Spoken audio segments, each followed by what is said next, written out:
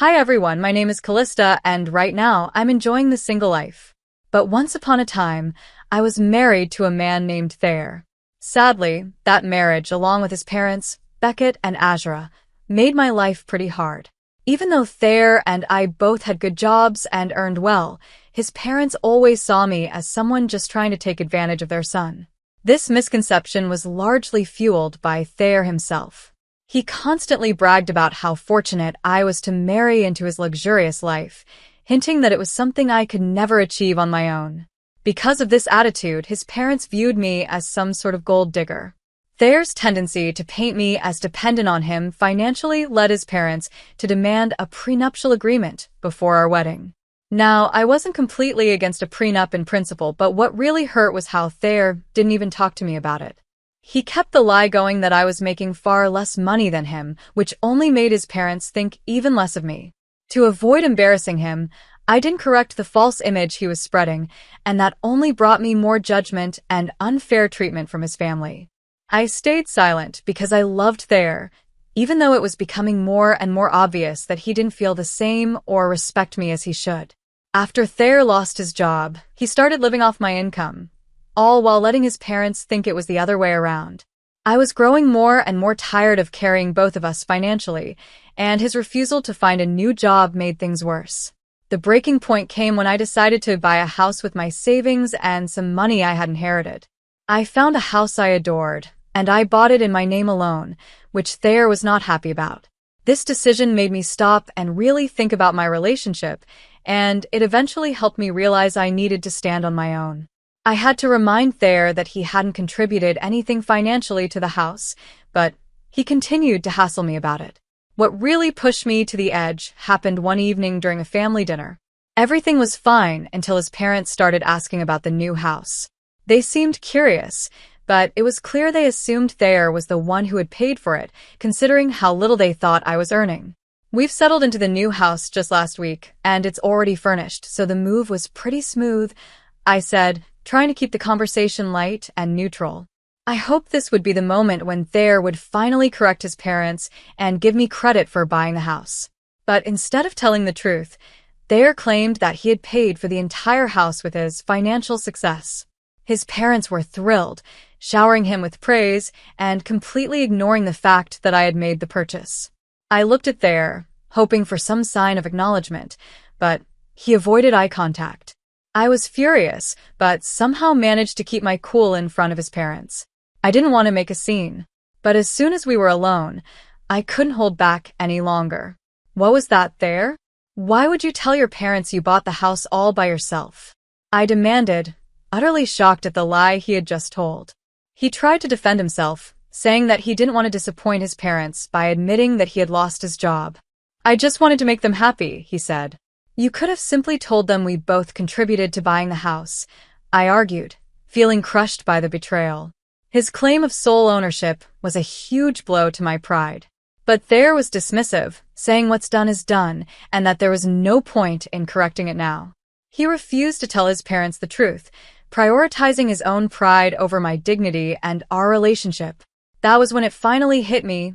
Thayer cared more about his ego and avoiding personal embarrassment than he did about me or the truth. He was perfectly fine with letting his parents believe he was the sole provider while I did all the work. His refusal to find a job and constant pestering about putting his name on the house deed only made things worse. I started to feel like I was being taken advantage of, but despite all of this, I still wasn't sure what to do next. That indecision lingered until the next day, when something happened that pushed me over the edge. I heard the doorbell ring, and since I was busy, I asked Thayer to answer it. When he opened the door, I couldn't believe my eyes. His parents were standing there, suitcases in hand, ready to move in. They had somehow gotten the impression, thanks to Thayer, that they were invited to live with us in the new house indefinitely. Thayer welcomed them with open arms, playing the part of the generous son who had supposedly bought this big house and could now take care of his parents. They praised him endlessly, and Thayer soaked it all in, leaving me speechless with anger and disbelief. My mind was racing. I couldn't believe how far Thayer had gone with his lies. I had worked hard to buy that house, and now his parents were moving in. Thinking it was all thanks to him, I reluctantly agreed to this arrangement, but the sheer audacity of it all made it crystal clear that Thayer had gone too far with his lies. Even though I didn't want to cause a scene in front of his family, I knew deep down that there was no way I could let this situation continue. The idea of his parents living in my house, based on a complete lie, was something I just couldn't accept. At that moment, I realized that I needed to take decisive action to reclaim not only my home, but also my dignity. Navigating this situation required a delicate balance. I didn't want to explode, but I knew I had to handle this sudden turn of events with as much grace as possible. Meanwhile, Thayer's parents were practically over the moon, excitedly talking about how spacious the house was. They kept going on about how cramped their previous home had been and how lucky they were now to live in such luxury. Thanks to Thayer. Each word was like salt in a wound, especially when they started discussing the 5 bedrooms and their eagerness to claim the largest one for themselves. Let's hold off on choosing rooms for a moment, I suggested, trying to keep my tone calm. I need to talk to Thayer privately. Thayer, sensing the seriousness of the conversation that was about to unfold, clearly wanted to avoid it. He nervously glanced at me but refused to make eye contact. Instead, he tried to brush it off, suggesting we could discuss things in front of his parents. His attempt to deflect only made the discomfort worse. If you're fine with it, Thayer, we can talk here, I said, my patience wearing thin. At that point, I was done beating around the bush. Thayer, your parents cannot stay here. It's not happening. You didn't even ask me before making such a decision. How could you think this is okay? Before Thayer could respond, his mother, Azura, immediately jumped in to defend him. She acted as if the house was Thayer's to do with as he pleased, implying I had no say in the matter. Her boldness left me stunned. She even went so far as to hint that I should be careful not to get kicked out. It was like she didn't hear a word I said, and her demand to see the largest bedroom, as if I didn't exist, was the final straw. The situation had gone from a misunderstanding to outright disrespect. It became clear that Thayer's parents didn't see me as a partner in our life together. Instead, they viewed me as an outsider in my own home. Their dismissive attitude, combined with Thayer's willingness to let this happen, showed a complete lack of respect for me and for the basic values of communication and mutual respect that should exist in any marriage. I stood my ground, refusing Azura's demand with a firmness that clearly surprised both her and Beckett. As I stared at them, I couldn't help but think about who was really at fault here. Yes, their sense of entitlement was outrageous, but it was Thayer's lies that had started all of this. If it weren't for his false promises and the deceit he had spun, we wouldn't be in this mess. But that didn't excuse Azura and Beckett's behavior. They had boldly walked into my home and even threatened my place in it, and I wasn't going to overlook that. Azura and Beckett, clearly caught off guard by my resistance, tried to insist that Thayer had promised them the largest room and that they were already planning to stay. In fact, they revealed that they had even ended the lease on their old home in anticipation of moving in with us. You've made a big mistake, I said, trying to keep my voice steady. There is no way you'll be staying here, especially under these circumstances. Their outrage was obvious. They insisted that my opinion didn't matter and that Thayer would fix everything. They were so sure that Thayer would get them what they wanted, which only made me realize how deep this deception ran. You're mistaken, Azura, I said, taking a deep breath. It seems Thayer hasn't told you the truth. The house is mine, not his, and you won't be staying here. Their disbelief was written all over their faces. They accused me of lying, saying there was no way the house could be mine. I suggested they ask Thayer for confirmation, hoping that, finally, he would be forced to come clean. Both Beckett and Azura turned to Thayer, expecting him to back up his lies. But as they waited for him to confirm their beliefs, Thayer was cornered. He had to choose between keeping up the facade or admitting the truth. The tension in the room grew as Thayer avoided eye contact, shifting uncomfortably in his seat. It was clear he didn't want to confront the truth, but his silence spoke volumes. His refusal to meet his parents' gaze was a quiet confession that everything I had said was true. Finally, I offered to show the property documents to prove my ownership. If you still don't believe me, I can show you the paperwork, I said firmly. The reality of the situation was slowly beginning to sink in for his parents, though they were still grappling with it. For so long, they had believed the story Thayer had spun, that I was financially dependent on him and that he was the successful provider. Now, faced with the truth, they struggled to accept it. As Thayer sat there, refusing to speak up, the weight of his deception was undeniable. The longer he remained silent, the more it became clear to everyone that he had lied. The house was mine, and I wasn't about to let anyone, especially his parents, take that away from me. Thayer's parents were convinced that, given his previously high income, it only made sense for him to own the house. The stark reality of his job loss and dependence on my income was a shock they hadn't anticipated. I corrected them, pointing out that Thayer had been out of work for over a year and that I had a successful career, despite the judgments they had made based on surface-level assumptions. This revelation visibly stunned both Beckett and Azura, leaving them speechless. Thayer, meanwhile, stayed silent, avoiding any confrontation as he continued to stare at the floor. His refusal to speak only added to the tension hanging in the air. Seeing Thayer remain quiet, I decided it was time to end the awkwardness. I told Beckett and Azura that they needed to leave.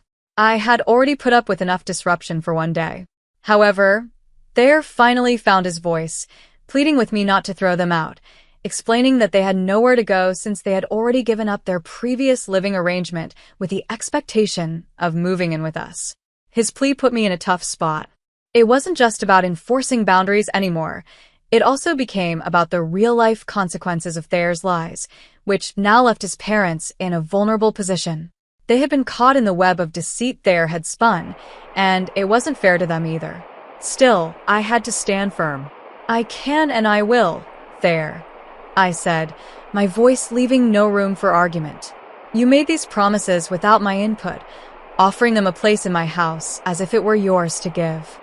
Thayer, feeling entitled to a say in the matter just because he was my husband, argued that his word alone should be enough to let his parents stay. He tried to suggest that I had no choice in the matter. Azura chimed in as well, claiming that since we were married, everything I owned was now shared with Thayer, as if the marriage erased my individual rights to the house. "No, Azura, you're mistaken," I responded firmly. "I absolutely can ask you to leave, and Thayer, you'll be leaving with them. Since we're still legally tied, I'll prepare an eviction notice, and I won't stop there. I'll also be seeing a lawyer to start the divorce process." Thayer's reaction to the mention of divorce was immediate and intense. His panic was mixed with anger, as if he had never imagined that I might go this far. In his panic, he lashed out, threatening to take half of the house and demand alimony, clearly hoping to scare me into backing down. "Really, Thayer?" I asked, unable to hide my frustration. "Have you forgotten about the prenup that you were so eager for me to sign?" I reminded him of the agreement's conditions. Neither of us could claim alimony, and our individual assets, like my house, remained ours in the event of a divorce. The prenup, which he and his parents had pushed for, was meant to protect their future, never considering that the tables might turn one day. The reminder hit hard. Thayer, Beckett, and Azura, who had been so confident in Thayer's continued success, were now realizing just how deeply they had miscalculated. The gravity of the situation began to sink in, and with it, their earlier confidence crumbled. Suddenly, their attitude shifted. "Maybe we don't need to rush into a divorce," Azura suggested, her tone now much more subdued. There was an air of desperation in her voice, a sign that they understood how bleak their circumstances had become.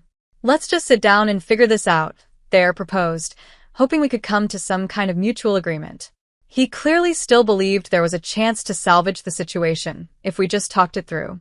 But I had reached my limit. I was done with the lies, the manipulation, and the way they had taken advantage of my kindness. "I'm not here to fix this for you," I replied, my voice unwavering. "I won't be used for your financial gain, Thayer. And I certainly won't tolerate any more exploitation from your parents after everything they've put me through." Thayer tried to brush aside his parents' behavior, downplaying their actions as if they weren't significant. But it was too late for that. I had seen their true colors, and I wasn't going to ignore the way they had treated me in my own home. Thayer and his parents tried to brush off their past behavior, acting as if the issues from before were minor and should be forgiven. But the recent threat they made, trying to evict me from my own home, was something I couldn't just overlook. Their sudden shift to kindness didn't erase the tension that hung thick in the air. They began pleading for my understanding, thinking they could sway me the way they might have done in the past.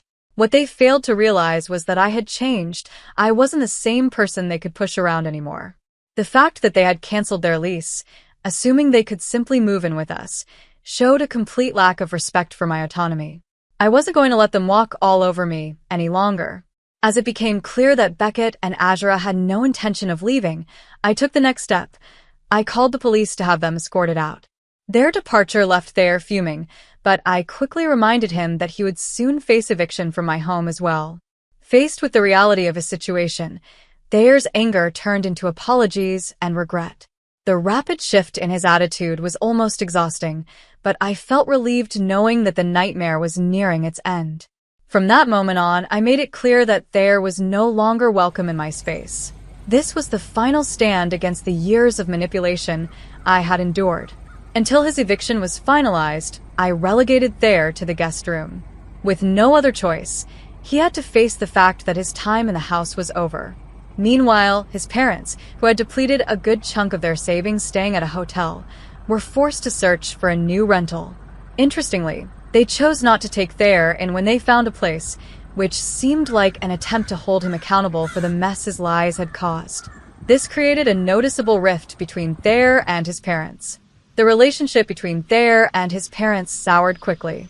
They began to blame each other for their predicament, and soon his parents withdrew their support for him altogether. It became clear that the only thing they had valued about Thayer was his financial contribution, and now that he wasn't able to provide, they cut ties. Left on his own, Thayer had no choice but to rely on the generosity of friends while searching for a job. As for me, I proceeded with the divorce. By that point, it was obvious that our marriage was beyond saving. Thayer's behavior had shown a deep lack of respect and an ingrained selfishness that I could no longer tolerate. While he made attempts to reconcile, I was firm in my decision. I wasn't going to be used anymore. The divorce process moved fairly quickly, largely because we didn't have children. Within 8 months, it was finalized, and we were officially separated. During that time, I focused on rebuilding my life, finding my footing, and eventually even started dating again.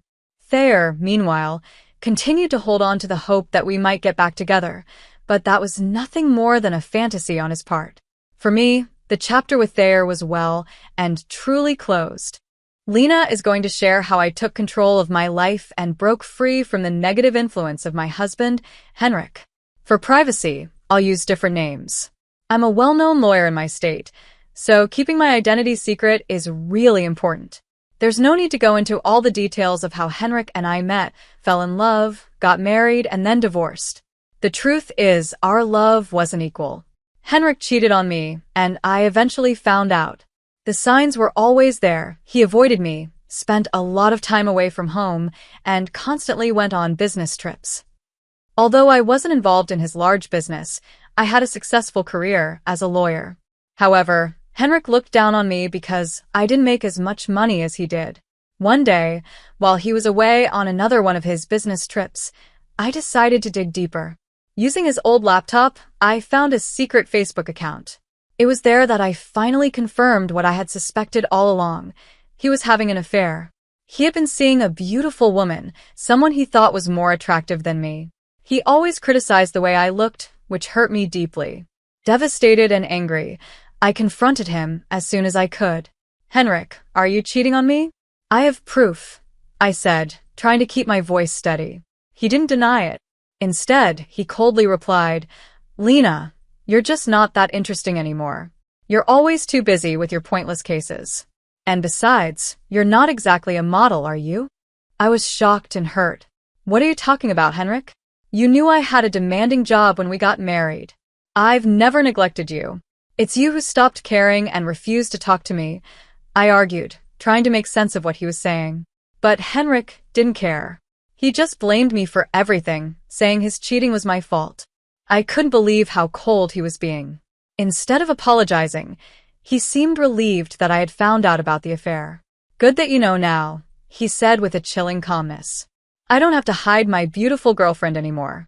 We're going to have the perfect life together, and I'll finally be with someone who deserves me." His words felt like a punch to the gut. I was stunned. He wasn't just admitting to the affair, he was proudly announcing it, as if he was better off without me. I had been loyal to him for over a decade, standing by his side through everything, and now he was throwing me away like I meant nothing. Tears filled my eyes as I asked, "How could you say that, Henrik? After everything we've been through, how can you be so heartless?" But he just shrugged, saying, "It doesn't matter anymore, Lena. I'm a successful man now, and a plain woman with a fancy law degree isn't good enough for me." I was furious. "How can you treat me like this? I've been a good wife, even if I don't fit your shallow idea of beauty. And now you want a divorce?" He corrected me sharply. "I'm not thinking about divorce, Lena. I've already decided. I'm done with you. I've hired a lawyer, and you should move out before I get back. I don't want to see your ugly face anymore." A few hours after that phone call, Henrik sent a friend to deliver the divorce papers. His friend looked at me with pity as he handed them over. I took the papers, closed the door, and broke down in tears. I felt like I had wasted years of my life on a man who didn't care about me. But as I sat there, I realized I wasn't going to let him destroy me.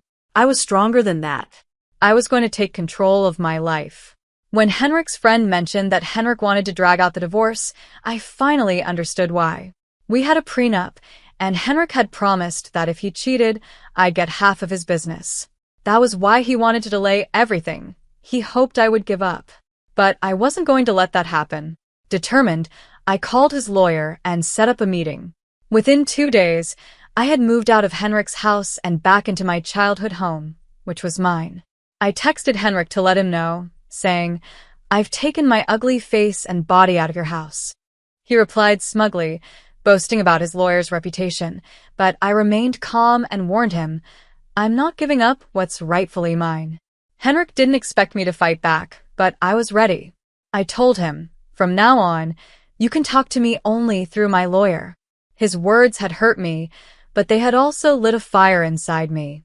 His arrogance made me even more determined to win.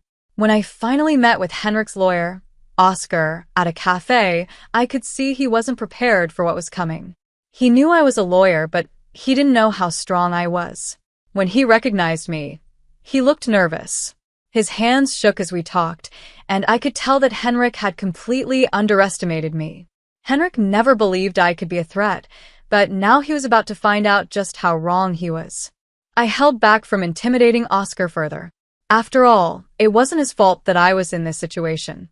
I greeted him politely. "Hello, Oscar. Nice to see you here." His eyes widened in surprise. "Ma'am, I'm so sorry. I wasn't expecting you to show up," Oscar stammered, clearly flustered. "The last names don't match because I got married after I got my law degree. I've been using my maiden name for professional purposes," I explained, trying to ease the tension. I see," Oscar muttered, still looking uncomfortable. "So, I'm guessing you want to drag out this case, right?" "That's what my client has told me," Oscar said, trying to sound professional. I shook my head. "Your client has been misleading you, Oscar. He's the one who wants to make this case take longer, not me. Did he not tell you that?" I asked, knowing that my reputation as a lawyer spoke for itself. Oscar squirmed a bit under my questioning.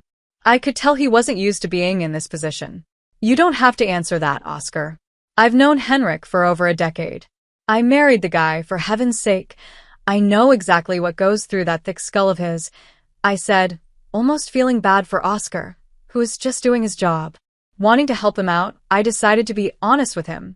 "Look, Oscar, since we've worked together before and I don't want to make things harder for you, I'll tell you the truth about this divorce."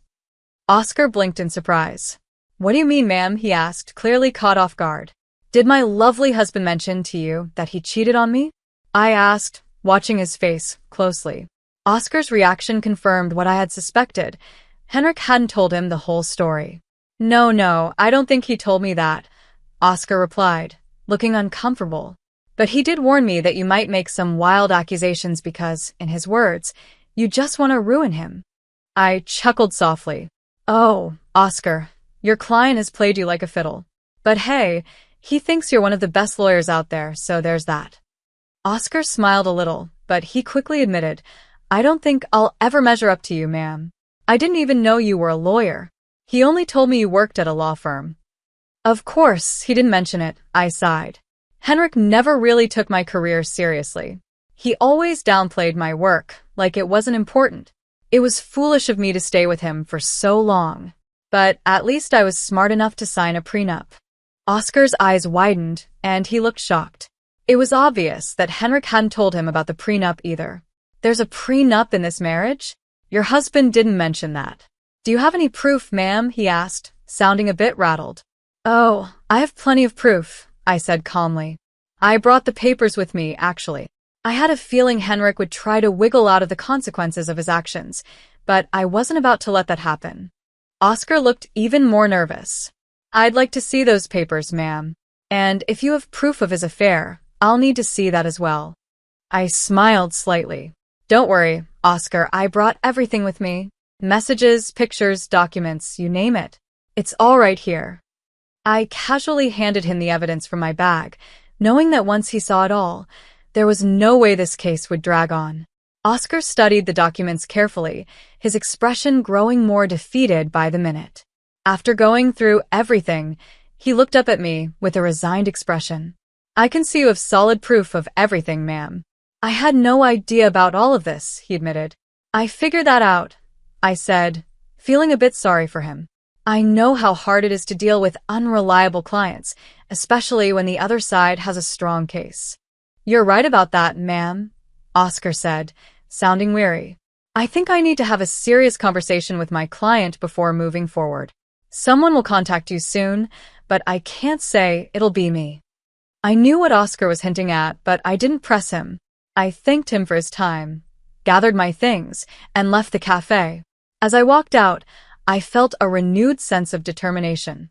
All the sadness I had been feeling was gone, replaced by a burning drive to make sure Henrik paid for what he had done. There was no way out for him now. The very next day, Henrik called me, despite telling me not to contact him directly. I wasn't surprised. I knew he would panic once he realized the mess he was in. When I answered the call, I could hear the anger in his voice.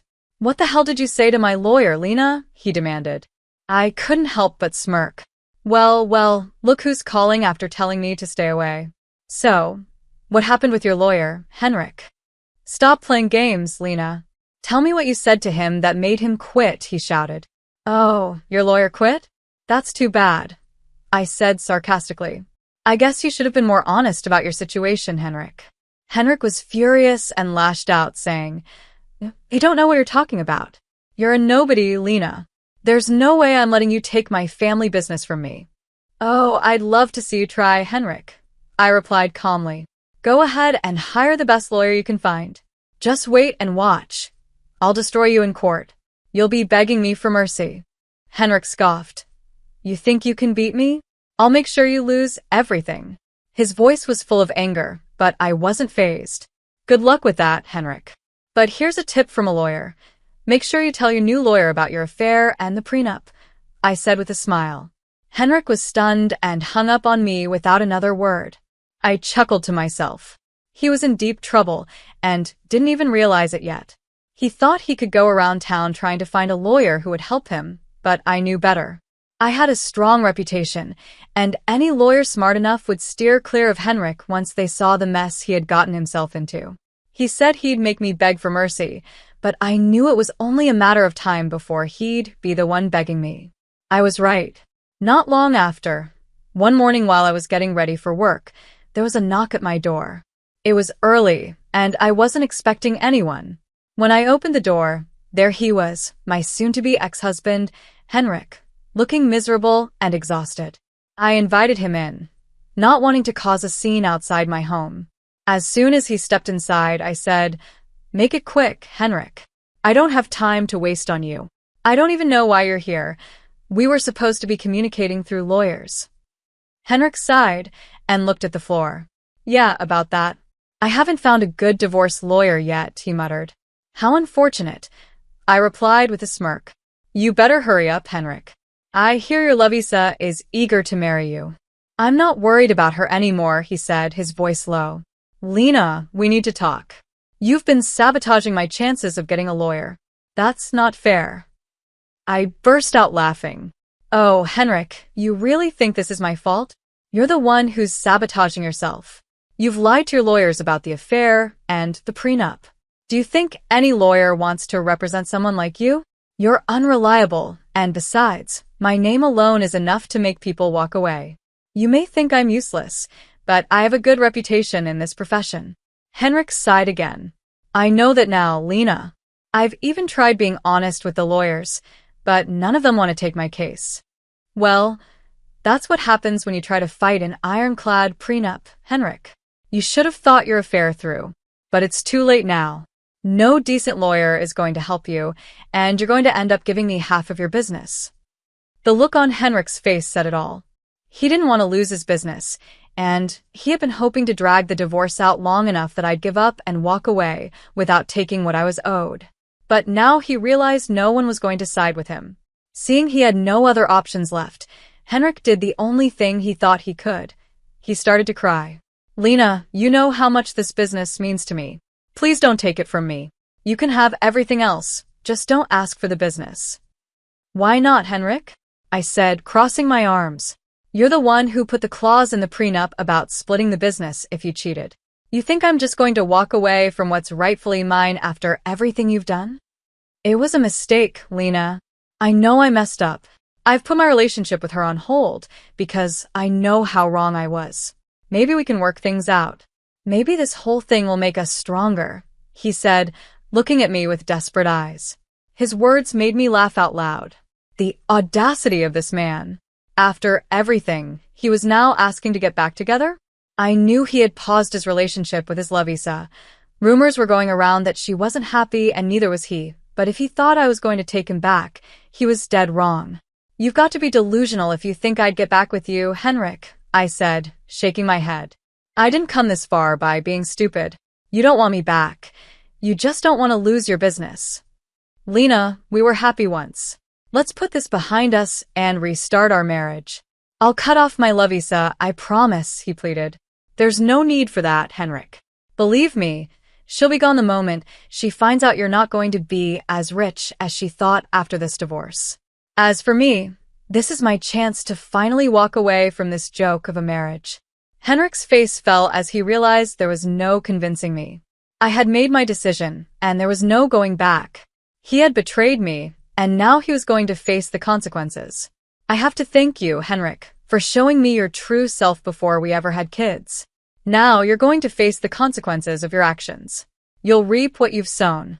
With that, I was done. I didn't say another word while Henrik continued begging and pleading for me not to take his business. It was pathetic, really, but his desperation didn't move me at all. Instead, it reminded me of all the nights I cried myself to sleep because of his betrayal. Seeing him in such a vulnerable position gave me a deep sense of satisfaction, like my revenge was finally complete. Now, I just needed a clean break, so I could start over fresh. Karma hit Henrik hard and fast. For weeks, he tried everything to get me to come back. He begged, he promised, but I didn't care. I wasn't interested in his drama anymore. I was done. Since he had already filed for divorce, I hired someone from my firm to represent me. I'm not a divorce lawyer, and besides, I wanted as little contact with Henrik as possible.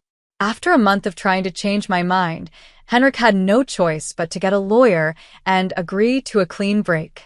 He knew that if I took him to court, he would only embarrass himself and waste money on court-appointed lawyers. So, he gave up and asked for a mutual split.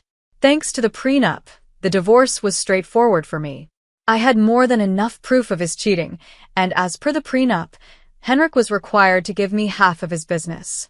Of course, he wasn't happy about it, but there was no way out for him. He had to sign over half of his business to me. We offered him a chance to buy me out, but he didn't have the money. Now, you might wonder why a big business owner like Henrik didn't have any cash. Well, he had spent almost all of it on his Lovisa. And guess what? That same Lovisa wasn't taking his calls or texts anymore. She quickly figured out that Henrik wasn't going to be rich after the divorce. Now, no one wants to date her because everyone knows she's a gold digger. I guess what goes around really does come around. But the Lovisa was just the start of Henrik's problems. With half of his business gone, his income took a serious hit. He couldn't even afford to keep his big mansion, so he had to sell it. These days, he's renting a condo, a major downgrade from the lavish life he used to live. He did try to win me back, hoping that if we got back together, he'd regain full control of his business. But, of course, that's never going to happen. Now, he has two choices: keep things as they are or somehow save enough money to buy me out. Either way, his life will never be what it was. As for me, I'm doing great. I hired someone to manage my share of Henrik's business, and it's been going really well. I even upgraded my lifestyle by buying a new mansion, thanks to my combined income from my law practice and the business. Life is good, and I'm genuinely happy. Looking back, the divorce ended up being a blessing in disguise. Instead of being played by my ex-husband and his Lovisa, I came out on top. I ruined their lives, improved mine, and now I'm living my best life. I couldn't ask for a better outcome.